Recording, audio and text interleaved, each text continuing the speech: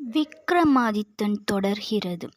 மன்னனுடைய உபசாரத்தினால் மிகவும் மகிழ்ந்து போன தவமுனிவர் பர்த்ருஹரியை ஆசீர்வதித்து, மன்னவா, நீ என்பால் காட்டிய அன்பையும் ஆதரவையும் கண்டு மிக்க மகிழ்ச்சி பெருமிதம் கொண்டேன். உன் முகத்தில் ஏதோ கவலையின் ரேகை படிந்திருப்பது எனக்கு தெரிகிறது. உனக்கு ஏதாவது மனக்குறை இருக்குமாயின் என்னிடம் சொல், நான் நிவர்த்தி செய்ய முயற்சிக்கிறேன் என்று வினவினார்.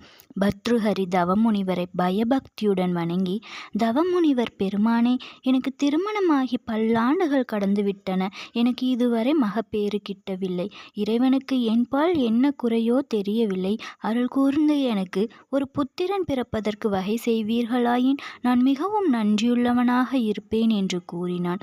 அதை கேட்ட முனிவர், மன்னவா, சற்றும் வருந்தாதே. உன்னுடைய மனக்குறையை களைவதற்காகவே இறைவன் என்னை உன்னிடம் அனுப்பியிருக்கிறார் என்று நினைத்துக்கொள். என்னிடம் தெய்வீக சிறப்பு வாய்ந்த மாங்கனி ஒன்று இருக்கிறது. இந்த மாங்கனியை உனக்கு அளிப்பதற்காகத்தான் நான் எடுத்து வந்தேன். நல்ல வேளையாக உன்னுடைய மனக்குறையை எனக்கு தெரிவித்தாய். இந்த மாங்கனியை பூஜையில் வைத்து பயபக்தியுடன் வழிபட்டு பிறகு இதை எடுத்து உண்ண வேண்டும். வாழ்க்கை துணையிடமும் கொடுத்து உண்ணச் செய்.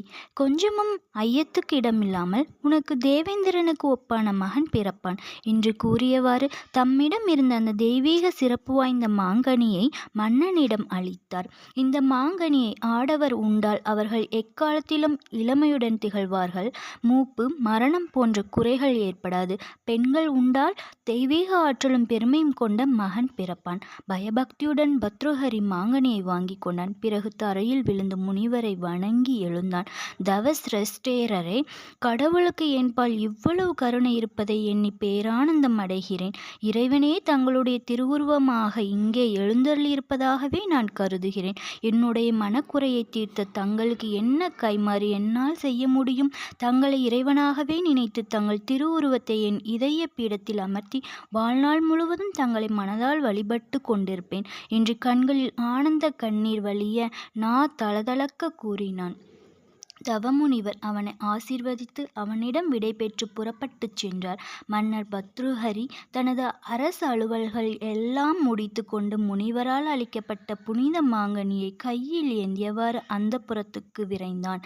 அங்கே தனது மனைவி அனங்கசேனையை சந்தித்து மாங்கனியை அவளிடம் கொடுத்து அது கிடைத்த வரலாற்றையும் அதன் மகிமையும் மகிழ்ச்சி பெருமிதத்துடன் கூறினான். பிறகு அன்றிரவு மிகவும் விமர்சையாக பூஜை நடப்பதற்கான ஏற்பாடுகளை செய்தான். விக்ரமாதித்தன் தொடரும்.